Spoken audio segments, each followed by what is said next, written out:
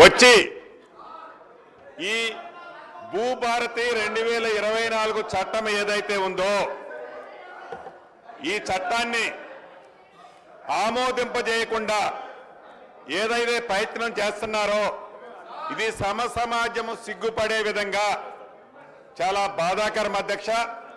ఇటువంటి గుండాగిరి, ఇటువంటి దౌర్జన్యం, ఇటువంటి రౌడీయిజం ఈ సభలో జరగకుండా ఉండే విధంగా మీరు చర్యలు చేపట్టాలని, అదే రకంగా అధ్యక్ష వ్యక్తిగతంగా రెవెన్యూ మంత్రిగా నాకు ఈ గడిచిన సంవత్సరం నుంచి నా మనసులో ఒక మనసులో పురుగు తొలుస్తుంది అధ్యక్ష. ఇది నా మనసులో తెలిసే పురుగే కాదు అధ్యక్ష. యావత్ తెలంగాణ రాష్ట్రంలో ఉన్న కుంట 2 కుంటలు భూమున్న పేద రైతుల మనసులో కూడా ఈ మైండ్లో తిరుగుతుంది అధ్యక్ష. ఉదాహరణకి ఆనాడు 2020లో ఏదైతే చట్టం చేశారో, ఏదైతే ధరణిని తీసుకొచ్చారో ఆ ధరణిలో జరిగిన తప్పులు తడకలు ఆనాడు ఆ చట్టాన్ని తీసుకొచ్చిన గౌరవ ఆనాటి ముఖ్యమంత్రి కల్వకుంట్ల చంద్రశేఖరరావు గారికి తెలుసు. ప్రజలు వారికి ప్రధాన ప్రతిపక్ష పార్టీ హోదా వారికి ఇచ్చింది. నేను అనుకుంటుండేవాడిని వారికి అపారమైన అనుభవం ఉంది, 80,000 పుస్తకాలు పైగా చదివారు, ఎప్పుడు చూసినా వారి టేబుల్ మీద ఇదిగో ఇలా పడాల రామిరెడ్డి గారు కోడ్ లా ఏదైతే భూములకు సంబంధించిన కోడ్ వారి టేబుల్ మీద కనిపిస్తుంది అధ్యక్ష, బ్లూ కలర్ది. ఆ కోడ్ కనిపించేది క్షుణ్ణంగా పరిశీలించి ఆ ధరణిను ఆ 2020 చట్టాన్ని తయారు చేస్తామని మేమందరం అనుకుంటుండే వాళ్ళం అధ్యక్ష. దురదృష్టవశాత్తు ఏ చట్టం అయితే ఆనాడు 2020 చట్టాన్ని తయారు చేశారో ఆ చట్టం 3 సంవత్సరాలకే 100 ఏళ్ళు నిండిపోయింది అధ్యక్ష, 100 ఏళ్ళు నిండిపోయింది. అంతకుముందు ఇందిరమ్మ రాజ్యంలో చేసిన చట్టం 1971 చట్టం ఏదైతే ఉందో 49 సంవత్సరాలు ప్రజలలో ఉంది అధ్యక్ష.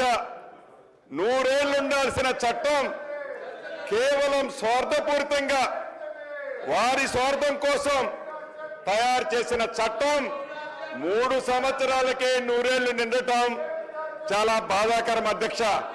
ఈ రోజు కూడా అనుకున్నాను, గౌరవ సభ్యులు హరీష్ రావు గారు ఈ చట్టం గురించి పబ్లిక్ డొమైన్ లో పెట్టినప్పుడు అనేక ప్లాట్ఫామ్లలో డిస్కస్ చేసినప్పుడు సుమారు 7 పేజీలకు సంబంధించిన అంశాలు అనుభవజ్ఞులని చెప్పుకునే హరీష్ రావు గారు కూడా సూచనలు ఇచ్చారు అధ్యక్ష. నిన్న ఈ బిల్లుని అసెంబ్లీలో ప్రవేశపెట్టిన తర్వాత కూడా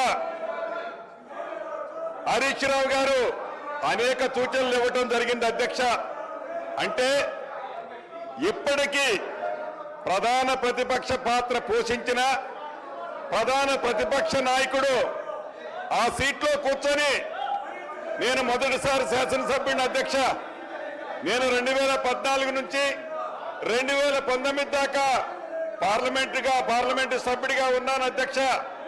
తర్వాత వారి సొంత పార్టీ వారి జాగీరి పార్టీలో ఉన్న నాకు టికెట్ ఇవ్వలేదు అధ్యక్ష. వారి పార్టీ కాబట్టి వారి ఇష్టం అధ్యక్ష. ప్రజల దీవెనలతో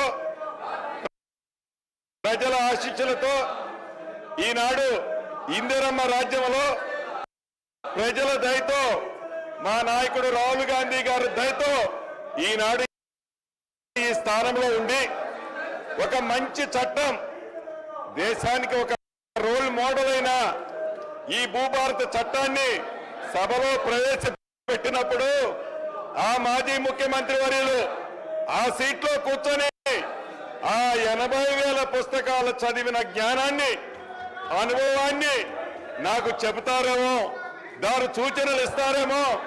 ఆ సూచనలు అన్నిటినీ తప్పకుండా మంచి ఉంటే ఈ చట్టంలో పెట్టాలని ఆశపడ్డాను అధ్యక్ష. కానీ ఏ కారణం చేత సభకు రావటం లేదో నాకు తెలియదు. నాకు తెలిసి ఈ గడిచిన సంవత్సరంలో బడ్జెట్ ప్రవేశపెట్టేటప్పుడు కొన్ని నిమిషాలు వచ్చిపోయారు అధ్యక్ష సభకి.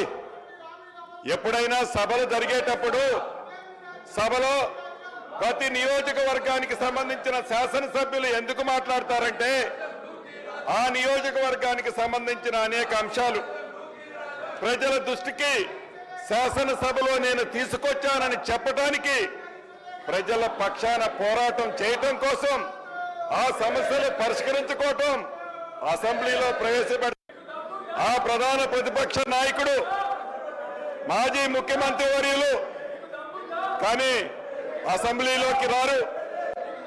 కనీసం ఈ రోజు ఉదయం ఒక ఇన్సిడెంట్ జరిగింది అధ్యక్ష. పొద్దున్నే బార్బర్ ఇంటికి వచ్చారు.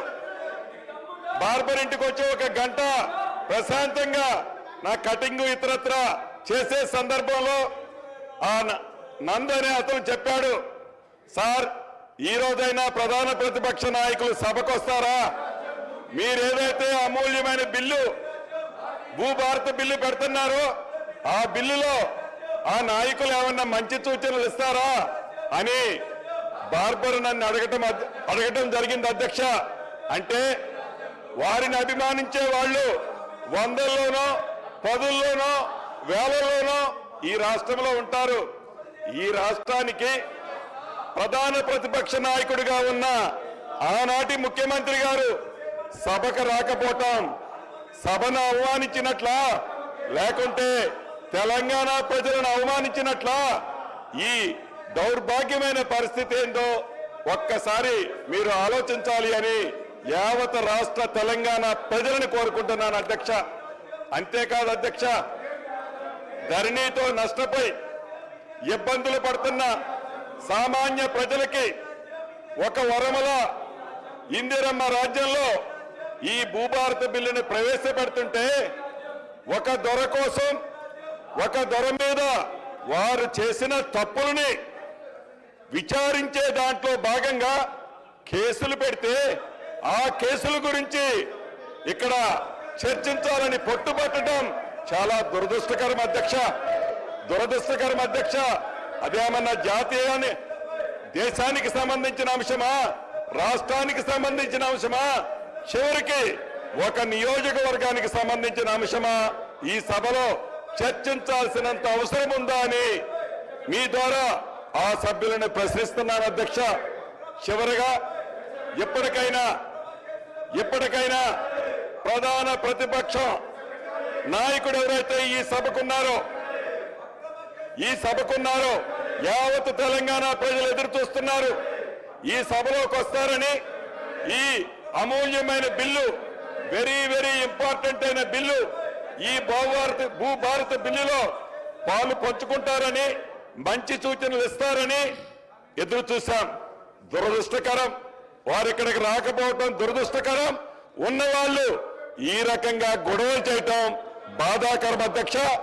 చివరిగా నేను ఒకటే చెప్తున్నాను, 2 సార్లు కర్రు కాల్చి ఈ తెలంగాణ ప్రజలు మీకు బుద్ధి చెబితే ఇంకా ఇంగిత జ్ఞానము లేకుండా, ఆలోచన లేకుండా, చేసిన తప్పులు సరిదిద్దుకోకుండా మంచి చట్టాలు తెస్తుంటే మద్దతు తెలపకుండా వక్ర బుద్ధితో కుక్క తోకర వంకరగా ఇంకా పాత తరహాలోనే ఏవైతే మీరు ఈ కార్యక్రమాలు చేస్తున్నారో తెలంగాణ ప్రజలు హర్షించరు. అందుట్లో ముఖ్యంగా ఇందిరమ్మ రాజ్యంలోని ఈ ప్రజలు ఎట్టి పరిస్థితుల్లో మీ ఈ చిల్లర వేషాలు క్షమించరు అని ఈ వేదిక ద్వారా తమకు తెలుపుతూ నేను ముగిస్తున్నాను అధ్యక్ష.